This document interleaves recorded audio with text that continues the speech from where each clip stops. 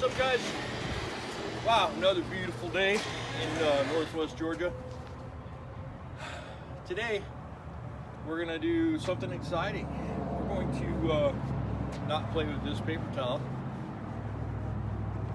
Today we're gonna do something exciting. We're going to jack the cab up, work on the fuel system, get it primed up, and see if Krystal will start. So let's check it out.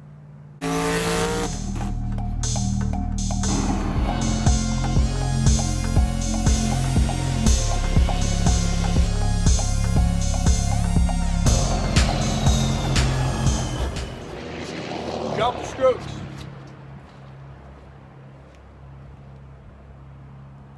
Right after I find the jack handle.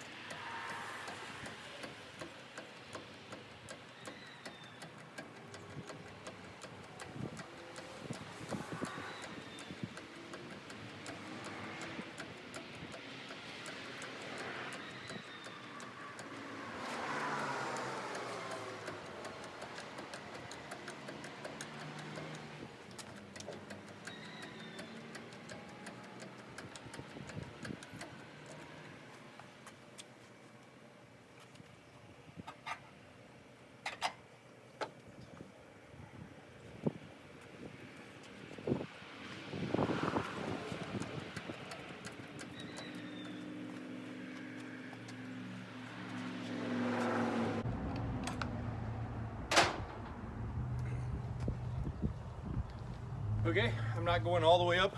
I don't want to pull the shifter out of the floor because I don't have two people to do it together and put it in there. So that was a good delt and lat exercise. I'm feeling pretty refreshed. Found this bolt that I carelessly left out in the weather, so it gives me something to twirl. Let's get a look in there. Let's get a look in there.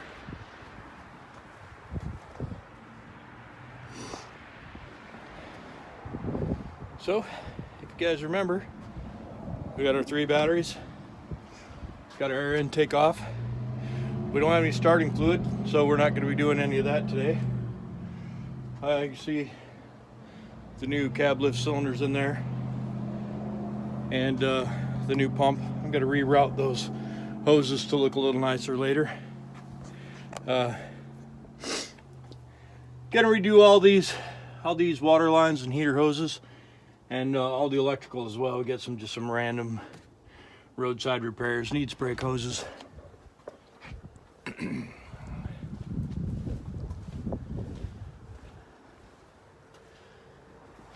Actually, I feel my triceps burning too. And you know, we got a new cylinder here, some new hydraulic lines. Of course, they're just haphazardly put in there, so they'll be coming out again for cleaning. Well, here's the engine. I'm going to set you up over here so you can get a peek. We're going to see if we can find some fittings. We're going to see if we can find some fittings. We'll plumb in right here in front of the pump with a new feed line. I bought a new pump and installed it, and then we'll crack open all the injector lines here and prime it till we get fuel, and then we'll go up to the injectors, and we'll crack each one of those and prime it till we get fuel out of those, and then we'll crank it up and see if it'll start. So I'll set you over here so you can kind of get an idea of what I'm doing, and I'll move you over to the other side once I start to bleed the pump. For now, let's see if we can hook up a fuel system.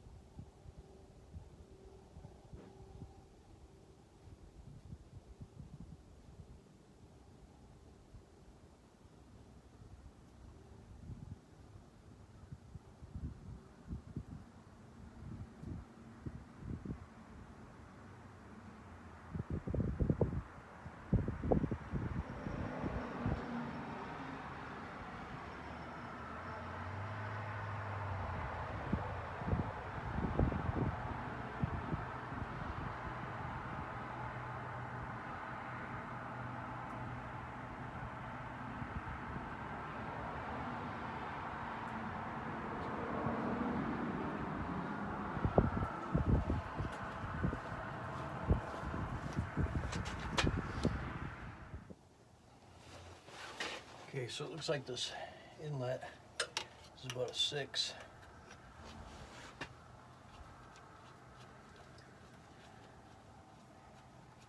This comes from the fuel pump, and since I drained out all the fuel out of the tanks, we won't be using the tanks to feed from, but we will be returning fuel to the tanks. Okay, that's a pretty small, so I'm going to need a looks like a 8 to 6 adapter. Be right back. Okay, I think I found the right combination of hose and fittings.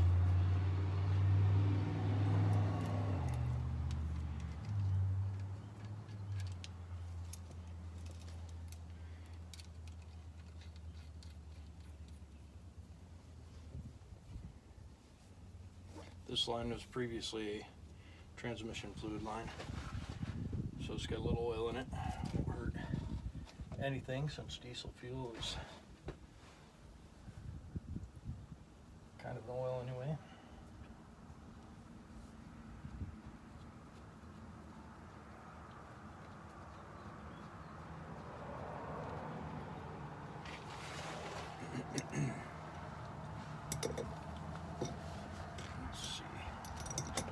What do you suppose I did with that wrench, with that 6 wrench? Check my pockets. 8 and 7.5. Oh, there it is down there on the ground.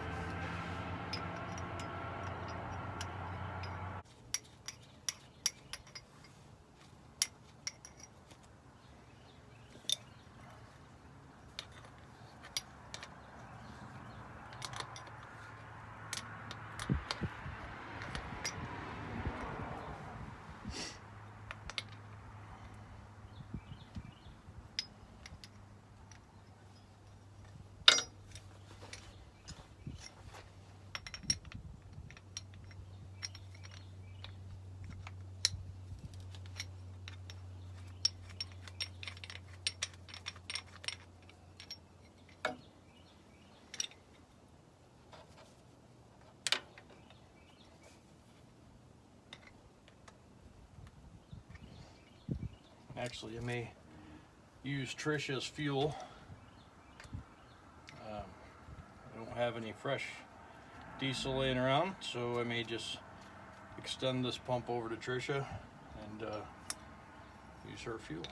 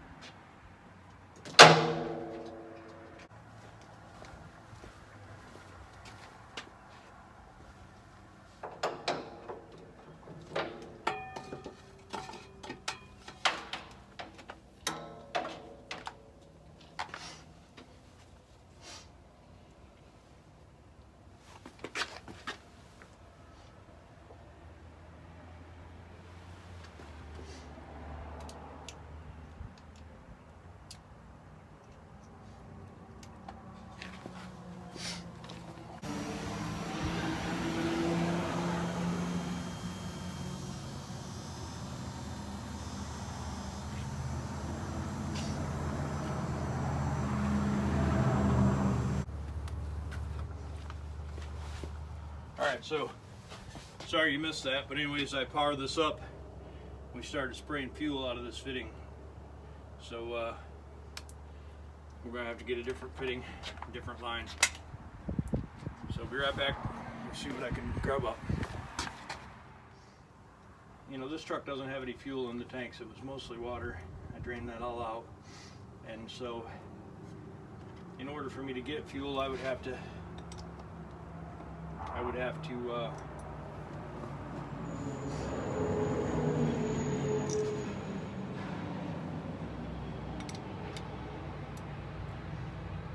put fuel in the tank, and then, you know, I haven't cleaned the tanks out, plus I want to take the tanks off when I stretch the frame.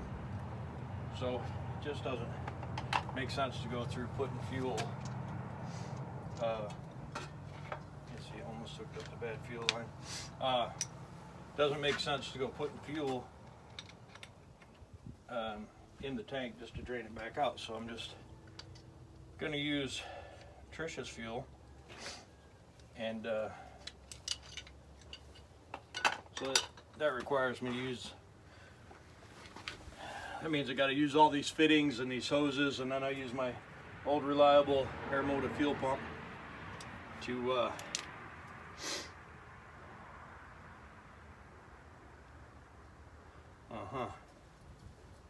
let's see what's happening here. This is a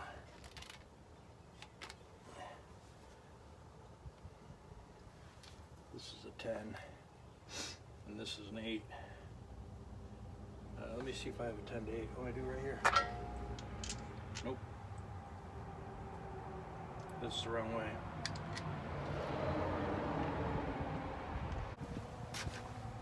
Okay. I think I found it. This is a 10 male to 8 female. So people always ask me, you know, they see my collection of fittings, and they're expensive, you know. Some of them are $20 a piece, some of them are $10 a piece. People ask me, geez, what are you doing with all those fittings? Why don't you send back the ones you don't use? There's no such thing as ones you don't use. You know, every time I do something different, be it on bucket or one of these Caterpillars or a Detroit, I end up with a different fitting and a different need for a different fitting. So I never get rid of any of them. I just keep them all. You know, it is quite a lot of money to have just sitting around, but when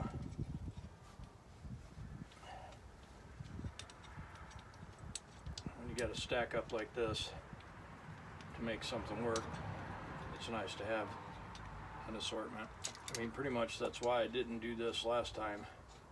I didn't have the right series of fittings, so I just ordered a bunch of randoms. You know, I do that if I do that once a month, just order some random fittings, then I can come up with the proper combination to make something work. I could just be rambling on about unimportant stuff right now too. You just never know. Let's see what happens now. Now I use I wear my safety glasses when I'm messing around with pressurized fuel, because diesel's hard on the eyes.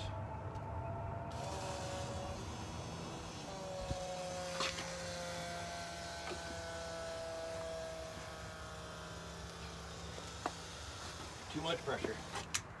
Too much pressure. Causes all kinds of problems. First of all, I got a huge leak right here.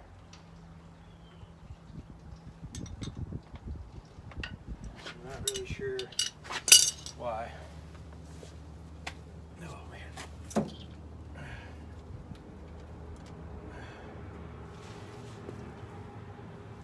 Okay, not good.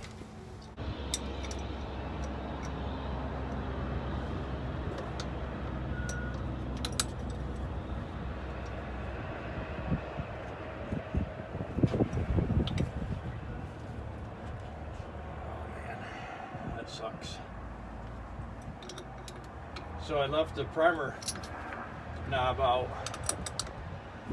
then I pressurized it with what fuel pressure that pump will make, and it's a lot, so I may have screwed up.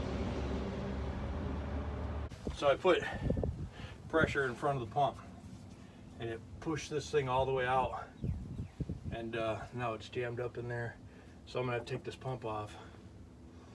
And that's not good.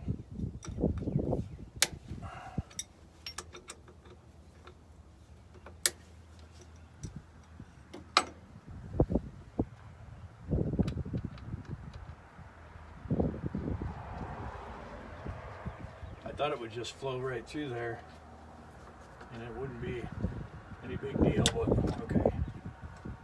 Alright.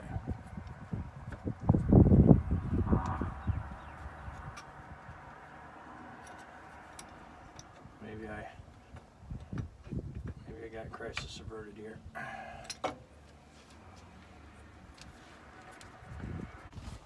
So I don't know if you were able to see it, but I loosen these up and I bump the pressure and starts putting fuel out, the ones that it bleeds the air out of. So I'm going to do that to all those, and then I'm going to do them individually on the injectors. Now some of these injectors are not wanting to break loose. Like when I move it, it's moving the nozzle in the head, and I'm not really sure what's up with that because I've never experienced that before. Yeah, these two right here for sure.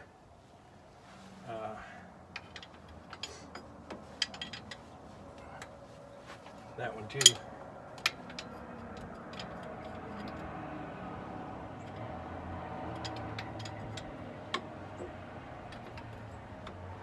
And that one too. The only one that really came loose was the front one. I'm not really sure what's up with that one. Let's see. So if you just look here, this one is tight, but the line still wiggles around in there. And when I put some pressure to it, which the pump would be making pressure, see, it leaks right out of there. So I'm not sure where to even go from here.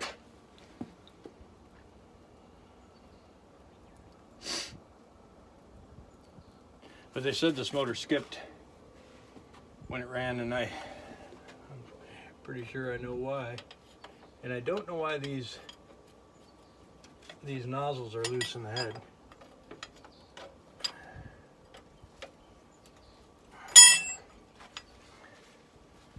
Unless they all are all the time.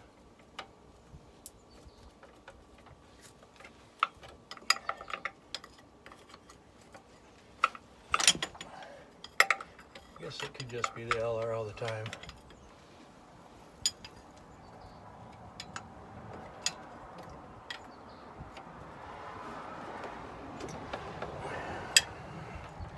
I don't know.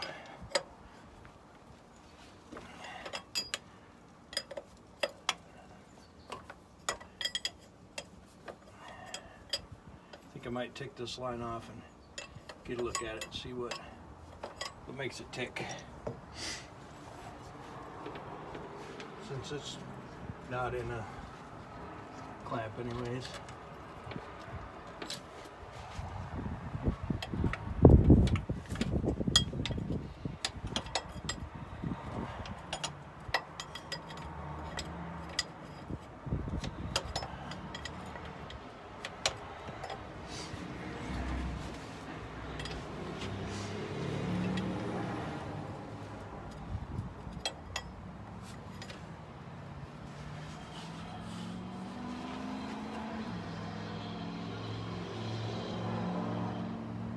Also, if anybody knows, he's looking for the little cylinder on the cab lock, and those things are pretty hard to find. Let's get a look at this thing.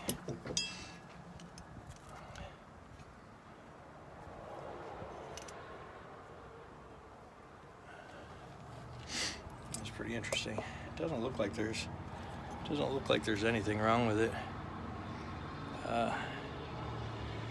It looks fine. It doesn't look cracked. I mean, I guess it could be. Maybe cracked. I don't really know. Looks like it could be.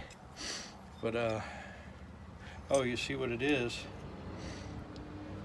If it's like this side, there's supposed to be a rubber seal right there. And it's not really rubber. It's maybe it is rubber, but it's all hard now. And this one doesn't have one at all. So either somebody lost it or it smashed out. I hear they changed the pump on this, and it could be one of the reasons why this didn't work is it needs to have that. Huh, interesting.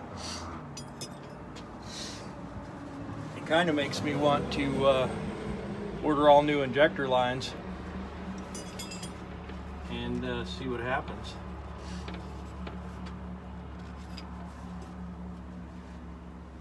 But man, I don't know if I want to spend the time waiting and the money to just find out this engine's wore out anyway. Let me make some phone calls. I'll get back to you. So guys, you know, sometimes that's the way it is. You get started on a project and you get stopped for parts. So I really wanted to get this engine running today, but there's some seal rings or something missing off these fuel lines or fuel injector lines. So I put in a call to Kenworth to see if I can get them, and I'll replace these two, and if they're not super expensive, I'll just get them all, because eventually this motor will probably go to somebody who wants to run it. And heck, if it runs good, maybe I'll leave it in there for a while. Anyway, dang, I really wanted to see old girl making some smoke today, but guess we'll end part 2 of Will It Start, or part 3, or whatever we're on, and move on. Thanks for coming. As always, don't forget to like, comment, hit the subscribe button. Thanks for coming by.